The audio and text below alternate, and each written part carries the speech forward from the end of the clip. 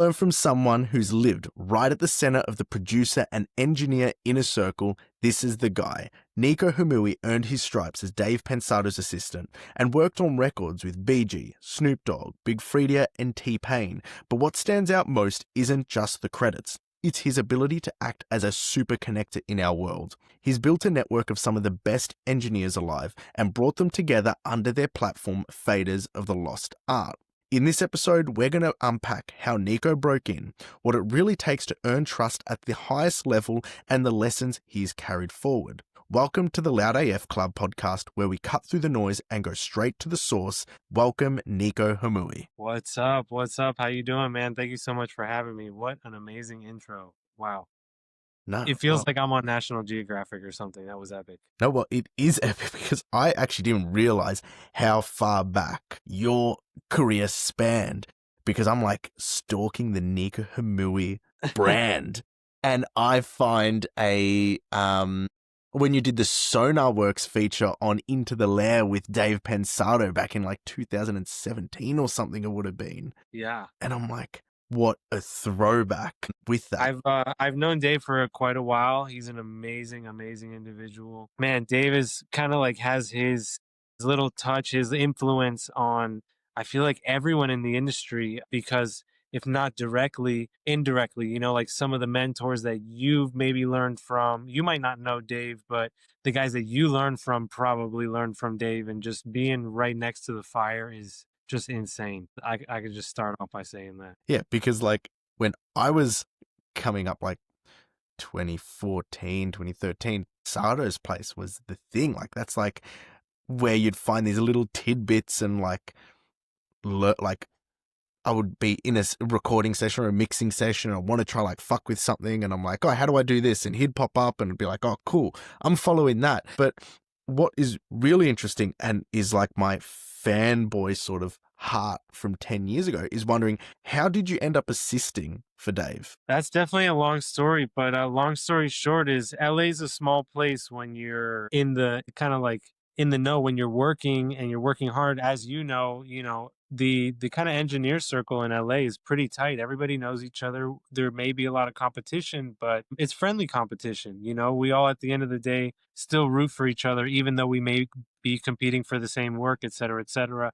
Sometimes things get heated, whatever the case may be. The point is, when you're in LA, you learn to eat, sleep, and breathe, your craft, because it's so competitive. So you quickly learn who's who and what's what and who the shakers and movers are. And, if you get in the right circles, you kind of just, you get in, right? So I happened to be at the right place at the right time. And I met some of the Pensado crew. Big shout out to Cole Nystrom. Cole was Dave's assistant before myself, another amazing, amazing, well endowed, awarded engineer. So shout out to Cole. But Cole definitely let me hang out at his studio and brought me under his wing after I kind of like earned my stripes, so to speak, and kind of earn my keep, if you will. As you know, it's a kind of ongoing theme. You got to kind of earn your keep. You don't just gain somebody's trust overnight, right? So basically, I started working with Cole, and over the years, I became a real engineer. It was like the first one to kind of really teach me the ropes and teach me how to move. And then, of course, through proximity to Dave, I was able to kind of just moonlight, and then et cetera, et cetera. One thing led to the next. Dave needed a guy, and I was ready to go. Yeah, it's very long story short, but I try to keep it short and sweet. But yeah, big shout out to Cole for putting me on. And it's that tutelage. It's each assistant chooses the next assistant, so to speak, and that kind of like that tutelage, that mindset, that way of working, even just down to like, I like that person's heart, or that person like has a good like intention, et cetera, et cetera. I want to let that person in, or I would let that person into my most valuable thing, which is my mixing, my sessions, like my secret sauce, right? Because mixing is like making a little pasta. Everybody's got their secret sauce, you know what I'm saying? Um, you don't just let anybody in. You don't just let everybody in. when you let somebody in, it's like, right, it's a big deal. So that being said, it's like a tutelage, right? It's like the grandmasters, Jedis, or the kung fu masters passing down their knowledge. There's that's still alive and well, if you ask me. Yeah, of course, YouTube has bridged a lot of the gap between the teachers and the knowledge and the consumers and the young hungry producers and engineers, but there's still a lot of secrets out there, a lot of young Padawan Jedi master Mm. relationships that hold the keys to some of the greatest secrets of our industry, I would say. Yeah, but it's also like the difference is, or the difference in those parallels are, like, yeah, you can be on YouTube, you can learn some tricks, some tips, you can absorb some information, but under like a mentor-mentee role, your ass is on the line to put this to practice. So if you're Absolutely. told to set up a session a certain way, there's no going back on the video or bookmarking it. They've told you how to do it. It's time to perform. And most of the time, there's a client there waiting. So it's like, if you mess it up, you're probably getting fired, or you're probably not going to get trust, or, you know what I'm saying, get to that next level, etc. You're not going to make it, whatever the case is. It's like, it's kind of make or break. There's a lot of like inadvertent, just testing, each other, or testing your people that you work with, like validating their credibility, validating their word. Like, your word is everything, like that, especially in this industry. All you have is your word. So your word definitely has to be impeccable. You got to keep your word. So if you say something, do what you say, and all that jazz, that really goes a long way. But at the same time, that's the starting point. That's not, oh, I just got to show up and be on time. And yeah, no, that's like the bare minimum. You have to be first in line. LA is a very crowded place. So, metaphorically speaking, there's always a line around the block to get what you want. So, you either better get there early, you better know somebody, or you better know some good moves. Yeah, and in the same respect, I see that like as quick as projects move over there. Like if something needs to get mixed and they want it by the end of the week, and they ping an email out and you take 2 days to get back to them, Point in forget case. about it. Forget about Literally, it. They've moved on. that's actually part of the longer, bigger story, is a little bit of a part of how I met Dave Pensado. And it happens to be that they were working with SAE, filming out of SAE, and I also went to SAE, so it was like a, little relationship there. But with the SAE, what is it, like the resources, whatever, people that help you like find positions in the industry, like I kept getting ghosted, and I was like, I would never get an answer to an email. Like I would respond to their job postings and I would never get hit back. And I was like, what the heck is going on? So I made my alerts extremely loud, extremely fast, like push alerts. Like as soon as the email comes, push it to my phone. And I was like, I made it a point to not miss any emails. And this is when I'm first like starting out, when I first moved to LA, when I first graduated school, all that fun stuff. I just like, I felt like I kept getting shafted. Like I'm like, why? Like where are these job postings going? Like, uh, it's just like I got to reset my emails to like make it faster push. And one of the first postings was Pensado's place, and the rest is history. Yeah, and that's crazy because I think that's sort of like reminiscent of not just that aspect of hiring and firing on jobs, but even the way people adapt and move to their actual roles as engineers. Like we both know Bob. Bob is always hyper adapting to every bit of new technology and way of doing something rapid fire. Like I can't keep up with the guy, but he's on it. And I'm like, that's just how people operate at that level where they're like, they don't sleep on their laurels and kick back and call it a day and go, oh, I've got these plaques or I've got these Grammys and I can just wipe my hands of it. Everybody's gonna come. No, man. Like Right. they're You grinding. literally have to stay on the cutting edge. Like the day the plugin comes out, the day the news happens, it's like you're already on it, digesting it, like using it in your workflow. And literally 90% of the world doesn't even hear about it for another year or two. There's also like a saying that's like, this is kind of more philosophical in the music making, production side of things. It's like, you got to be making music for the future, because if you're making music based on what's hot today, by the time it comes out, you're going to be 2 years behind. So, especially in how fast things are moving today. But I mean, again, you got to be on your P's and Q's. You're going to be kicking ass. That's just period. But that's really cool. The whole Dave Pensado thing. I always thought it was. I know Bob was an assistant for him as well at some point. I think Jason definitely was. There's some good names that have come out of that sort of run, which is Absolutely. No, interesting. definitely dozens and dozens. I mean, I could sit there and list out like at least 10 engineers that you may or may not have heard of, but they've done records that you definitely have heard of, and they're all, Dave's assistants and stuff. It's an amazing, amazing opportunity that we've been giving and blessed, and just we're blessed to make music, man, right? How amazing is it Yeah, that we get to make music for a living, and have been given this God-given gift to be blessed with the gift of music. I know, and it's also good, like, to carry that in a good demeanor as well, and that's something I had noted here, because this is how my memory freaking works, and this is just a credit to you, and you sing the praises of people around you, whether they're an engineer or an artist or a producer or Beezy who's doing all your video stuff for the faders when we're at NAM, you sing all their praises. And this was the very first time I saw you. This is what you did. 2022 bar after party. Past the Orcs with the Dutch and Dutches. You put on a Lions mix you did, and Alec, is it Alec? Alec, the producer, the Alan guitarist, Saylor, was in yeah. the room. Yeah. And you're shouting their praises in front of everybody. Like, as soon as you had the chance to get the Ox, that's the first thing you freaking put on.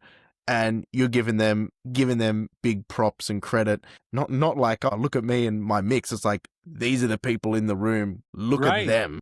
It's almost like in my mind, like it's weird. Like it's just like a huge, big picture, small picture, whatever. But like in my mind, like sometimes the music we make is like a theme song to a movie, right? So let's say I made a record with somebody and they pull up to a party and I play the record, or it's like somebody calls you on the phone and you're playing their record when they call you on the phone. You're like, hey, Yeah, that's cool. that's that record. You know what I'm saying? That's my record. So when somebody pulls up to a party and I could play their record, it's like that's like like you said, it's like a shout out to my boy. Like I'm gonna play his record. You know what I mean? Like, and not only that, it's like there's so many talented people in this room that if I just play one record from each of these people, that's the playlist for the whole night. I don't have to play anything off the radio or whatever. It may not be on the radio, or may not be released. It doesn't matter. My point is, like I said, LA is so like blessed with so many like talented people that when we have a party and we get together, if I just play one or even half, because you can't even get through a full record sometimes in that scenario in a Pass the Aux or whatever. It's like if I could just play some of the record, there's many things happening. Not Yeah. only am I introducing that person's music to everybody else at that party, but I'm also paying homage to the record. You know what I'm saying? I'm also curating a vibe, because you don't really realize that it may or may not be the time. Like I may have seen Alec walk in, but I didn't play the record until the second time he walked in, or maybe till he got closer. And right when he was behind me, he didn't think I saw him, but he was right behind me about to say what's up to me. And then boom, I hit play. It all really depends on the timing. It's really a DJ type scenario, right? You're curating a vibe, just like you're playing beats for, an artist trying to get an inspiration in the studio. You're kind of curating the vibe, and you kind of like, if you're playing beats for an artist, don't just like dot dot dot dot go next. Any smart producer engineer would like listen to the beats low while they're listening to the first beat. I'll listen to the second and third and fourth beat like super low on my phone or some shit. Find a way to like pre view the beat so I could kind of build a quick little playlist based on either he's vibing to this beat. Let me find other ones that are similar, or he's not vibing to this beat. Let me go somewhere else and kind of be curating on the fly. That's also part of it. It's a little bit of It's hosting an event like that is a lot of people could do an event, but hosting a cool event like that is definitely, let's say, is hands on. You don't just be going out there, and that's another thing. Like, you don't just be going out there like getting all faded and wasted. Like, yeah, you might have your drink of choice, a little sip of that, a smoke of this, but you don't just get wasted. Like, you kind of got to keep your Nah. composure. T-Ron, shout out T-Ron, amazing producer. He does a lot of podcasts too, and one of the podcasts I tap in with him a lot, and some of the things he said is like, man, this is work. We're here. Yeah. It's like a work party. It's not like a, yo, we're getting banged up party. Like, it's a work party. It's like the Christmas party or whatever work party. Like, these are your working peers. So just because we dress cool and look cool and act cool and have amazingly cool jobs doesn't mean we're not professional. You know what I mean? It doesn't mean, like, yeah, even if we have a little drink at the end of the day, doesn't mean we can't hold a conversation and keep the business and networking and, the Yeah. the work going. And that's the other thing, is like, as musicians, we don't know how to turn off. So we'll be like Friday night, like at an event, like, so may it be drinks or whatever involved, and we're here talking about kick drums, compressors, whatever new thing that this, label is requiring or whatever have you. You know what I'm saying? We just simply don't turn off, because this is Yeah. what we love to do, right? So it sounds cliche, but it is that. It's like, I don't really know what else to do, because this is all I know. This is what, this is all I want to know. Yeah, and also how you show up and respect yourself is how you respect others. Like, Absolutely. you go to these events and everybody's there. Like, people go to these events to link up with the people they've been working with, and it's a nice sort of like kumbaya. Like, we're all gonna enjoy each other's company. We've been working on records, or we've been at the trade show, we've been doing our thing. Let's all enjoy each other's company. But in the same respect, it's sort of like, if you rock up and you act like a dick, you have just disrespected every single We're person not around gonna you. forget about it on Monday or on whatever, Nah, back to the real world. no. We're gonna remember how you acted a fool that one time for no reason, like, kind of heat. I mean, not. I mean, may or may not say it publicly, but people pay attention for sure. People pay attention, and then it also ties into showing up in the studio and your competency. Like, if you can't control yourself outside of the studio, what are you going to do when shit hits the fan and things are stressful on a session, or you got to do a recall, or shit's like you're tracking and everything's falling apart? How are you going to show up if you can't control yourself in a free environment? How are you going to control yourself when shit's hitting the fan on sesh? So I mean, it's actually, I would say vice versa, not to contradict you, but like, a lot of people are super cool when it's like business hours, yeah, and like, you might be working with them for like an extent, maybe a month, 2 months, like 3 months, 6 months, a year, whatever. But it's not until you took them to that party and you let them have not you let them, but you know what I'm saying? You encourage, or you kind of like, hey, yeah, get loose, whatever, da da da. And then you kind of like, let the reins loose a little bit, and they kind of, I guess, show their true colors, for lack of a better term, and got wasted and kind of like turned up a little too much. And you might be like, yo, you might be fired.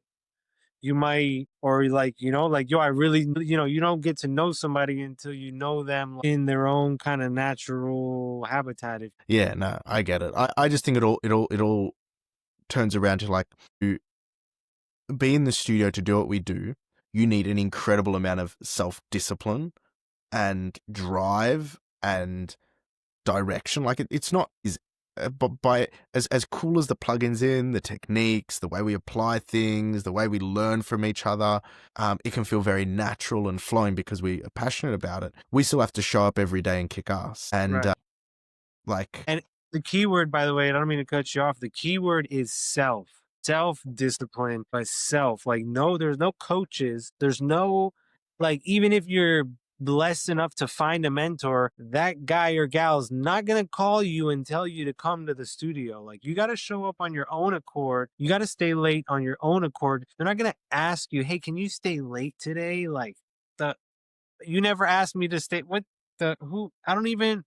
I'm not even here for somebody that's not trying to go above and beyond as a baseline. Like bare minimum is above and beyond. That's what I was trying to tell you earlier, is like above and beyond perfect score is like bare minimum. I always compare it to like MLB, NBA, whatever you name it, Air Force, whatever is like the top level of the sport, is like we're not here. What's the no days off, but no summers off. No, you know what I'm saying? Like There's no off it's not season.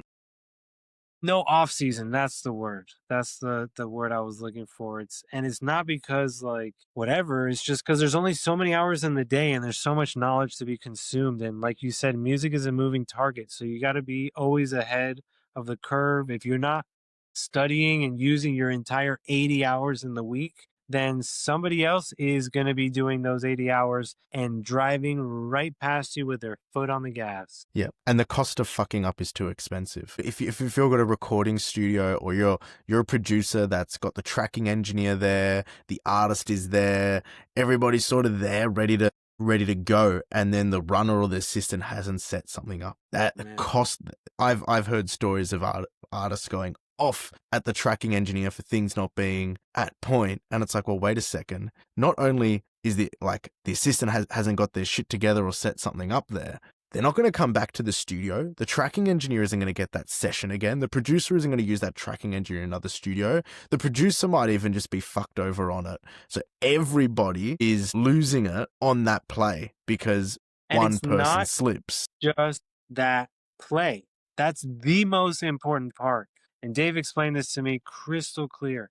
It's not the one mix that I lost. It's not the one session. It's the potential of that client not working with me for the next 10 years. Or, you know what I mean? That client could Yep. have been a client for the next 10 years, which could have made me millions of dollars over the next 10 years. And just because you could not even because you set something up wrong, because you said something wrong to them when you went and opened the door from the front door to the studio, and on that little walk from the front door to the studio, when you were walking them, do you want some water, etc., you said one little thing, or even like, here's my mixtape or whatever. You know what I mean? Maybe there's a time and a place for everything, and maybe they were just fed up with people giving them mixtapes, and you happened to, and that client lost it because you gave them the mixtape, and that engineer or producer lost that client because that guy had a pissed off day, and your session went bad because he was pissed off, and he lost that client because he just couldn't get the mix right, and boom, now he lost a client for potentially the next 10 years. Of course it doesn't always happen, but it does happen. It does have, and it's really tricky for engineers. I think especially younger engineers that don't have the life experience, because they get so excited about the craft. They're like, I'm going to do all this cool stuff, and I'm going to tell everybody. Even the artist is going to know that I'm using a Sony C800 or whatever it is. That like they get into it really deep, but it's like they can't read the room. They don't understand necessarily what is on the line. Like there are mouths to feed, and it's not a game. Even for the artists are freaking, if they've got advances or big advances, they've got a lot to fucking pay back. So like this is their money too. So it's not just because the label's foot in the bill. Most artists are pretty aware, fuck me, this is in my coffers. So it's my money regardless of whose name is on it. Yeah. I mean, it's exactly that. And that's why we all operate at a high level, because things do cost a lot and fuck ups do cost a lot, So we just try not to fuck up. I mean, there's two rules. It's do your job, and number two is don't fuck it up. It's pretty I know. simple.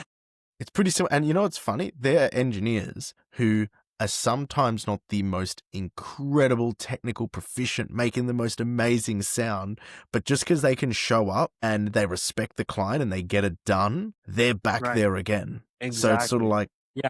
I mean, and here's the other big thing is it's not about you. Let me say that again. It's not about you. Like removing the ego part is like the biggest, like, threat to a young engineer, which is like, I want to get in there and tell them and show them how much I know and show them why I'm their guy. And it's like, dude, if you are able to like disappear, you've done it. It's like, oh, but I don't want to be a robot. But it's like, it's not about being a robot, because somebody has to pilot the ship. Like you don't want to be on top of the pilot looking at the pilot the whole time, or you don't want the pilot telling you every 2 seconds every button that he's pushing. It's like the pilot's like just naturally there, part of the flight. Like you kind of like see him in the beginning, introduce him, and he's kind of just doing his thing, flying the plane. You're not interacting with the pilot the whole time. You're not like the pilot's not showing you how many years of experience by doing circles in his airplane while you're in his airplane. Like he's just quietly doing his job, right? So very similar, fly the spaceship, if you will. A lot of people,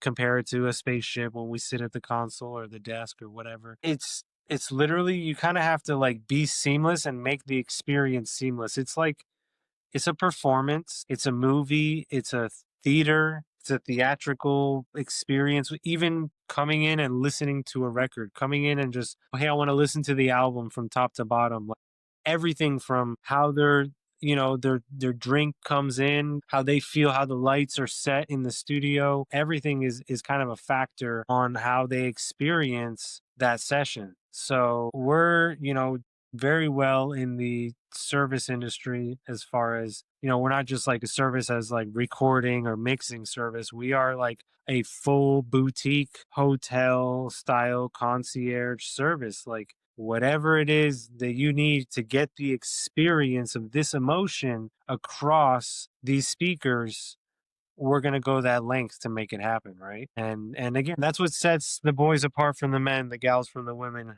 whatever you want to use to compare your analogy analysis, Mr. Analytical. Speaking of which, congratulations, really quick, big shout out to you, Mr. Nicholas DiLorenzo, on one of the most amazing and informative and educational YouTube channels on earth. We spoke about Dave Pensado being one of the first and greatest educational YouTube channels. I as well watched Up Pensado's Place coming up as a young engineer in school. I would like kind of peek over my teacher's shoulders because it was just coming out, and my teachers were just kind of the first ones on it.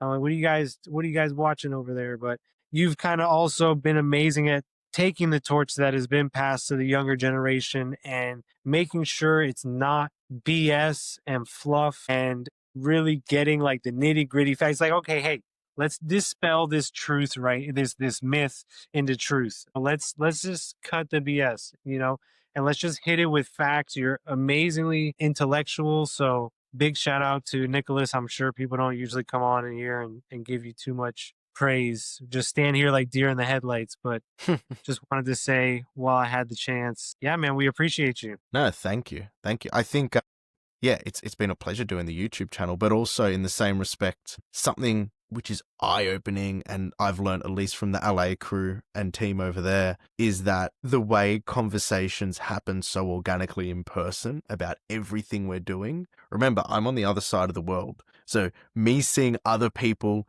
in the industry, quote unquote, is like a real effort. Like, hey, I'm going to come past the studio. When can you come past? I'm in sessions for the next 3 weeks and it's a 40-minute drive. So maybe next month. So, but being in it for 2.5 weeks, every single day I was in a studio in LA, around people, with people, in sessions, and everything you see on the YouTube channel, not just mine, but even like Dave Knotzi's one with Mixbus and a lot of the LA guys who are like putting out YouTube videos and content. It's like so real, the discussions you guys have in the studio. It's like, oh, how do you do this technique? Or, like I was with Bob at one of his friends' studios and he's mixing drums and he's like literally on the fly walking us through why he's using an EQ and why isn't doing that. And it's like, that's just his thought process while he's mixing. But as he's showing it to me, it's like, oh my God, this could be like a literal tutorial on YouTube that somebody would absolutely jump into. So I think it's really cool, the community, and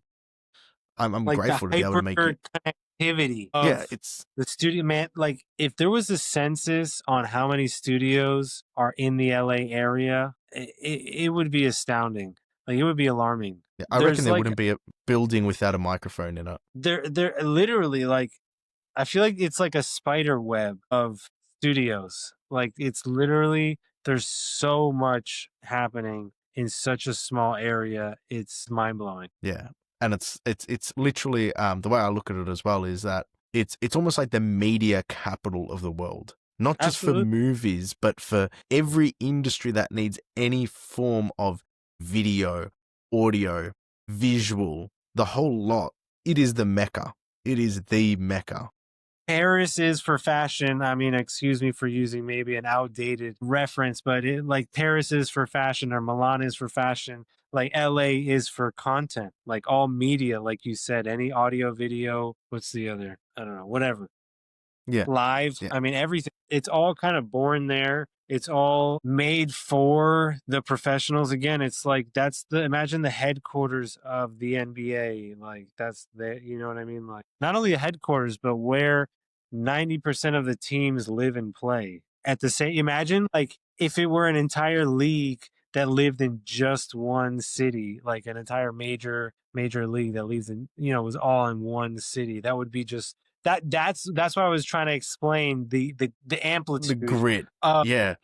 you know what I mean, of Yeah. the density of engineers and producers and creatives, not just engineers and producers, you're creatives, in such a densely populated area. Like it's insane. And then I think also as professionals who seek to make a career in the industry, what you got to remember is like, let's say you've got all the NBA teams all in one city. It's not just the players, it's the trainers, it's the osteos, it's the whole health team, it's the whole logistics, the person driving the bus, the person, getting all the kits for game day pressed and nicely, neatly in the lockers. It's every person that keeps it a well-oiled machine. So when you're an engineer trying to make it out there, like you said, a lot of people have an ego. They place themselves on a pedestal as though they're the next big thing. But the reality is, when it comes to making a record, and this isn't to diminish our role, but the significance in the scheme of things, like if you think of all the people who work on one album,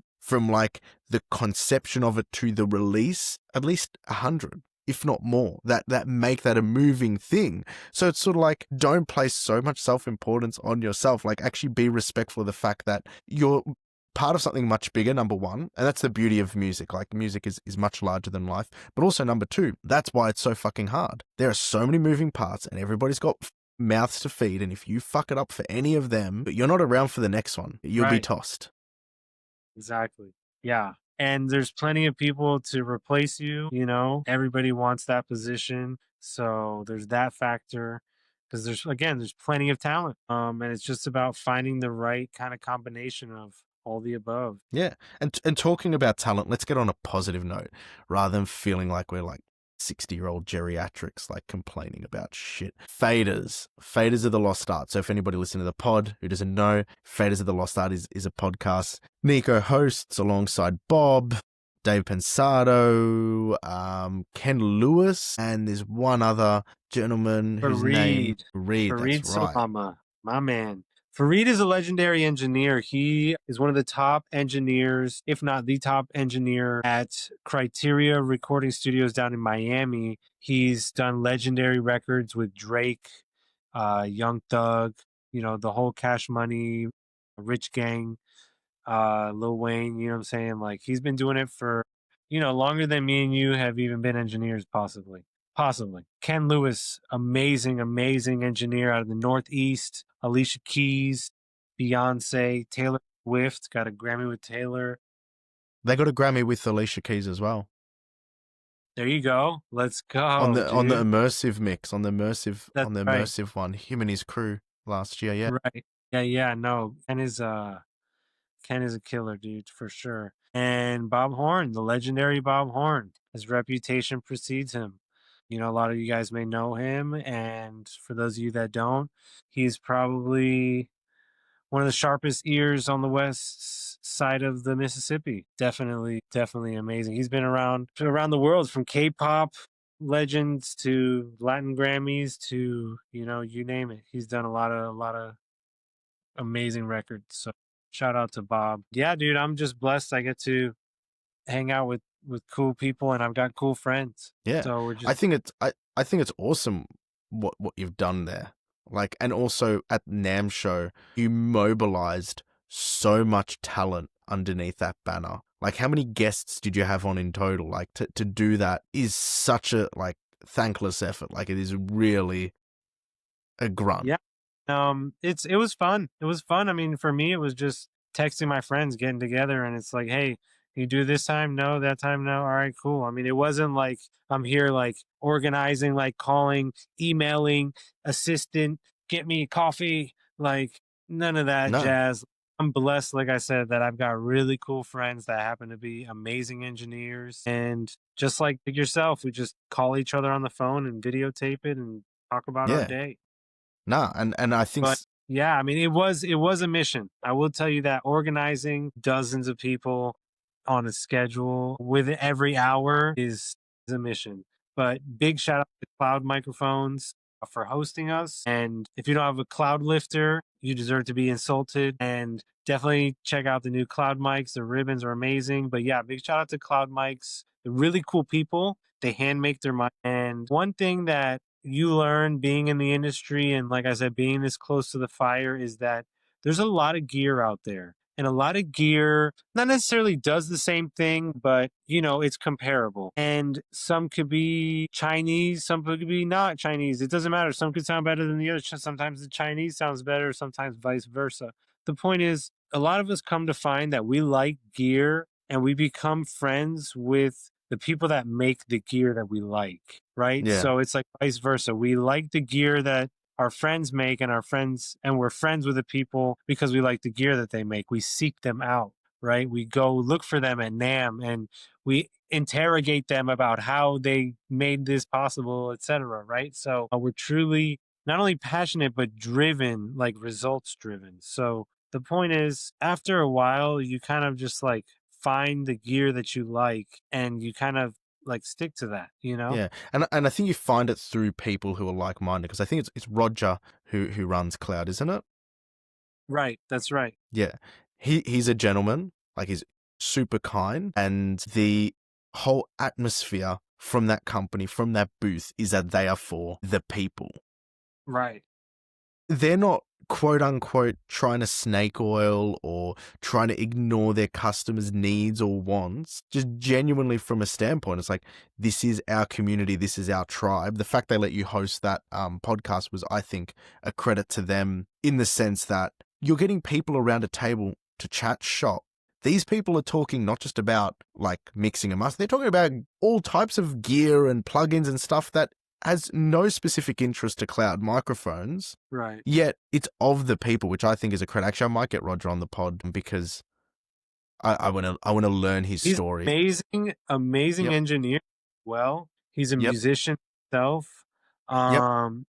Lots of manufacturers are in the music business, but not all of them are as hands-on. Like Roger still plays his guitar. He can shred like crazy. They put out an album last year.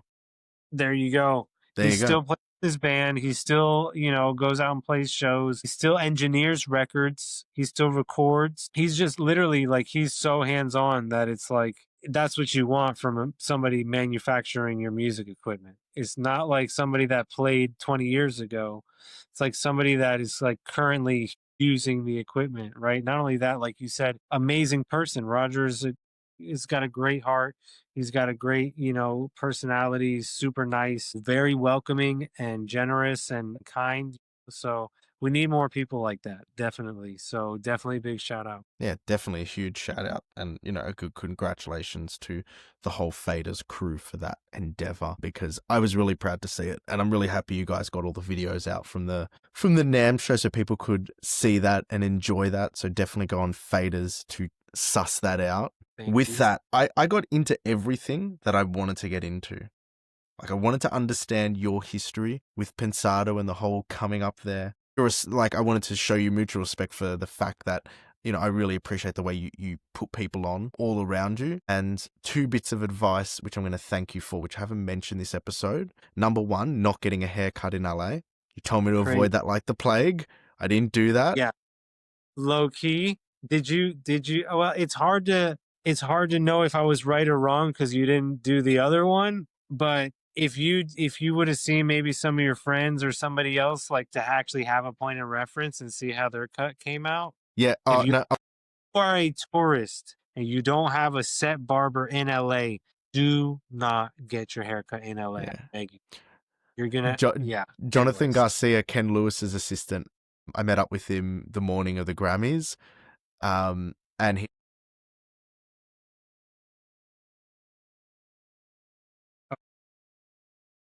I'm calling Jonathan.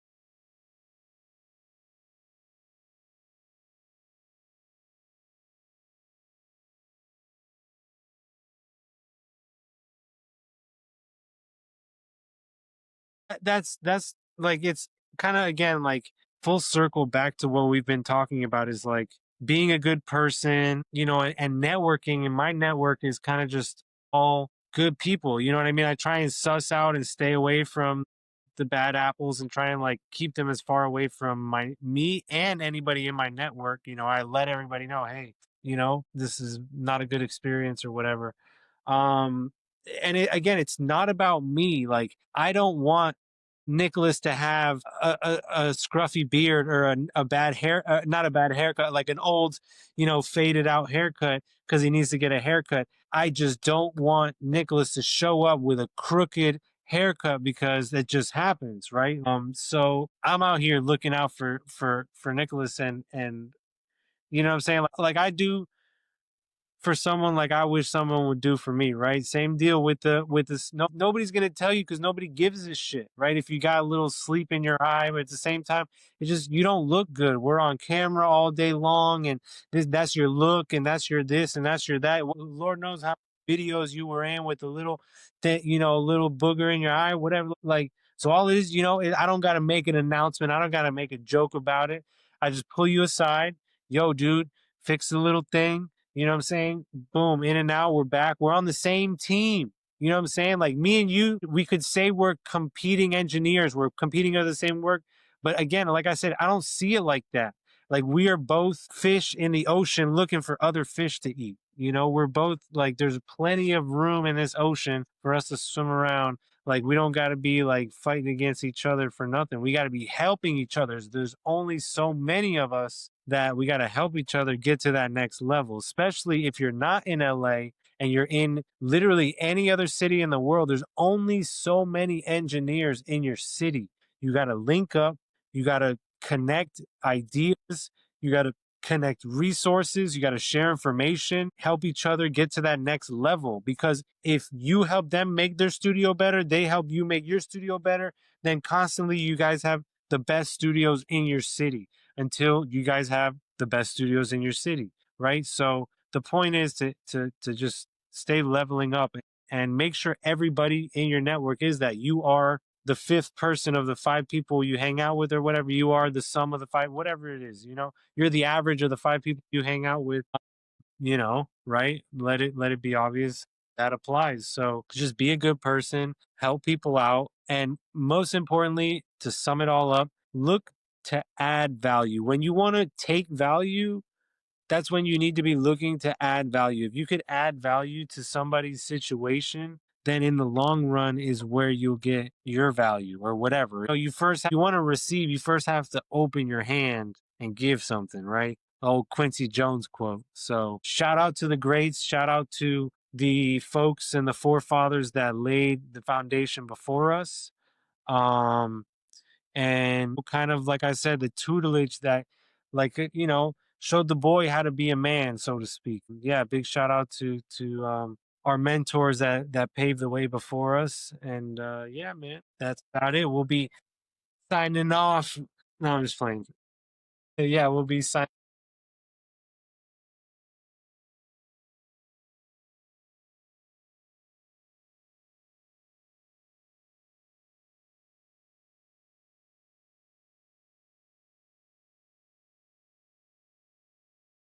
Right, like me and you example could easily be like, dude, this guy has this many credits and he has that many credits, and looking at each other side by side and be like, man, I'm not going to talk to him. He's my competition. Let's not let him in our circle. Don't tell him any secrets, yada, yada, yada. No, come over to the barbecue, open arms, crack a brew, whatever you want to do. Like, make yourself at home, and vice versa. You came in just spewing knowledge, looking for ways to help. And again, that's how you get invited back to the barbecue.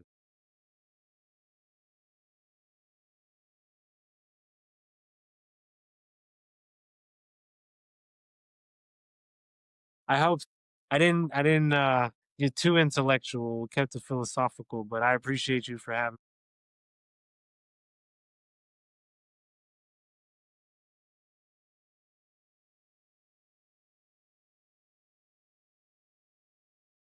just Nico Hamui altogether. And yeah, just Nico Hamui. Google it, whatever you want.